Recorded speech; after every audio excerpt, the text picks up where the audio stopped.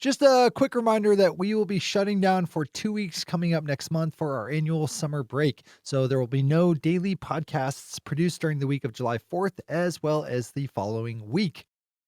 This episode of Marijuana Today Daily is brought to you by our friends over at Curaleaf, one of the nation's fastest growing multi-state cannabis operators with 45 local dispensaries, 12 cultivation sites, and 11 processing facilities serving up more than 150,000 registered medical marijuana patients. Swing over to cureleaf.com to learn more. Good morning, Marijuana Nation. It's Thursday, June 13th, 2019, and you're tuned in to episode 742 of Marijuana Today Daily. I'm your host, Shay Gunther, and I'll be walking you through today's marijuana news and headlines. As always, we have a full and busy day of cannabis news in our hands, so let's jump right into it. We start the day off in Colorado, where the State Department of Revenue just announced that it had crossed the $1 billion mark for the amount of revenue generated by the state from legal marijuana sales. In all, Colorado's legal cannabis industry has seen more than $6.5 billion in sales since the adult use market spooled up in 2014. There are now around 41,000 people working in Colorado's legal cannabis market, with that $1 billion in tax revenue going towards infrastructure projects, schools, educational campaigns, health programs, art grants, and more. To say nothing of all the money the state hasn't spent over the last 5 years putting people in jail for marijuana. Open this one up for a quick victory lap before getting back to work. This is one of our industry's great success stories. Chris Moore over Mary Jane is a good write-up of our second top story today. That's of a court decision in California over marijuana possession by prisoners. This one is kind of nuanced and really easy to hype up beyond the facts of the case, so I appreciate Chris's take here. It revolves around a court case filed by 5 defendants who are in prison and charged with felonies for possessing cannabis behind bars. Their lawyers have argued that since it's legal for people in California to possess cannabis, their clients can't be charged with felonies, even though they were caught while in state prison. There are a lot of subtleties here. For one, the court case only concerns possessing cannabis behind bars. Judges in the California Court of Appeals for the 3rd Appellate District maintained that smoking cannabis in prison was still a felony, but possessing an ounce or less is not. Prisons are also still perfectly free to maintain restrictions on prisoners having marijuana. They just can't slap on felony charges to offenders when they catch them holding. Not a bad one to read in full so that you have a solid handle on all the details. I have a feeling there are going to be a lot of bad headlines and derivative stories on this one. Today's final top story is some good news out of California, where the federal government has returned $250,000 it had seized from a state legal marijuana company after a traffic stop initiated by the California Highway Patrol last fall. The Wild Rivers Transport Company had one of its trucks stopped by the CHP in September, who called in federal agents who then seized the large amount of cash the truck contained from a recent dispensary delivery. One of the offshoots of the federal government's war on marijuana is that most legal cannabis business is done in cash. In the court decision that forced the feds to return the stolen money, judges cited the Rohrabacher-Farr Amendment, which prevented the federal government from spending money persecuting state legal cannabis operations and operators. Big win for justice here, and hopefully a check on the government. Those are our top stories for today. It's time for Marijuana Today Daily Headlines Blitz.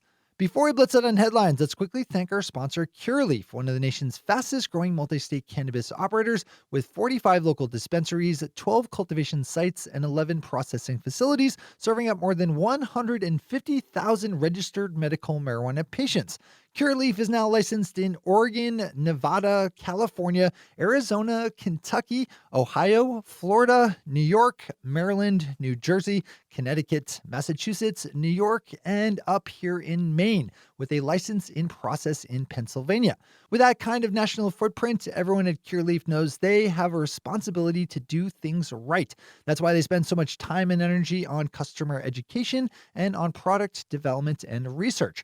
Pop over to curaleaf.com today, spelled Curaleaf,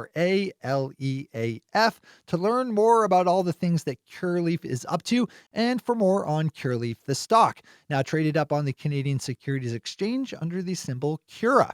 Thanks everyone at Curaleaf for supporting today's news. All right, time for the Blitz.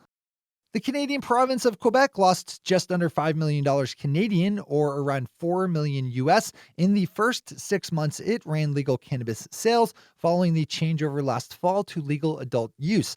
The province's dispensaries sold around $71 million Canadian in legal product in that time to rack up the $5 million Canadian loss.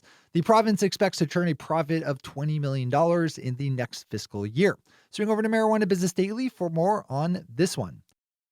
Canadian marijuana company THC Biomed is introducing a new product into the Canadian market that combines cannabis with traditional cigarette packaging. The company is calling their new hybrid pre-rolls, quote, pure cannabis cigarettes, unquote, and is packaging them up in boxes of 20 just like regular cigarettes are, complete with filters. I think this is something we're bound to see pop up in every legal cannabis market, so maybe not a bad one to also open up. Colorado-based grocery store chain King Soopers will soon be offering up CBD-infused products on its shelves throughout the state. The company joins retail companies like fellow grocery merchant Kroger's, as well as pharmacy chains CVS and Walgreens, in dipping their toes into CBD. The United States Postal Service has released details for how legal industrial hemp products, including those containing CBD, can be shipped via the U.S. mail. The guidelines are rather liberal and allow for any hemp-derived product to be shipped in the mail as long as they contain less than 0.3% THC and that the mailing company comply with all applicable federal, state, and local laws. Companies shipping hemp products are also required to maintain paperwork and records for all products for at least 2 years. Probably a good idea to mention that our sponsor Ease ships CBD products through the mail via their service at Ease Wellness. Yesterday, the results of a Gallup poll were released looking at the reasons why people are in favor of legalizing marijuana. If you or your business could benefit from you having a better understanding of the motivations driving further cannabis reform, then you probably should open this one up. The top reason found for supporting legalization, which shouldn't be too surprising, is the medicinal benefits that marijuana offers. 70% of those polled cited the resources saved by police in a legal system, while 60% said that it was because they valued freedom. Zip over to Marijuana Moment for more on this one. My buddy Johnny Green has a good story up over at Leafly that dives into the recent news out of Oregon, where lawmakers have passed legislation allowing for the interstate transfer of legal commercial cannabis. The law won't actually go into effect until the federal government changes its illicit designation of marijuana, but as Johnny nicely details, the bill does put Oregon in the position of being ready on day one. One of the interesting angles that I think is especially worthy of note is the possible Oregon-Nevada legal cannabis pipeline. Nevada has a huge market for legal marijuana, but not the best natural climate for growing it, so interstate cannabis commerce between it and Oregon, which grows tons of marijuana easily and cheaply, makes a lot of sense.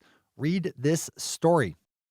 And finally for today, we wrap up in California, where a state National Guard spokesman shared an important detail with Marijuana Business Daily over a campaign previously announced by Governor Gavin Newsom to use the Guard to battle illicit cannabis grows.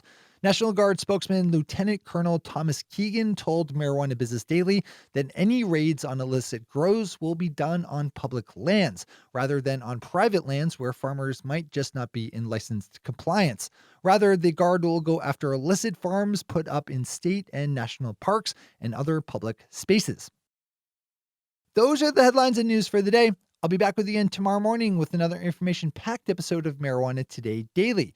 But in the meantime, if you have any stories to share or feedback to give, zip us an email to headlines@mjtodaydaily.com. And while you're clicking around the interwebs, swing over to our website at mjtodaydaily.com to find links to all the news we cover. Thanks to our sponsor, Cureleaf, and to our awesome Patreon listeners for the support that makes this show possible. To join the illustrious ranks of the Patreon listeners yourself, swing over to our website at mjtodaydaily.com and click on that big blue button at the top of the page that says Become a Patron. I'm your host, Jay Gunther. Thanks for tuning in and starting your day with marijuana today.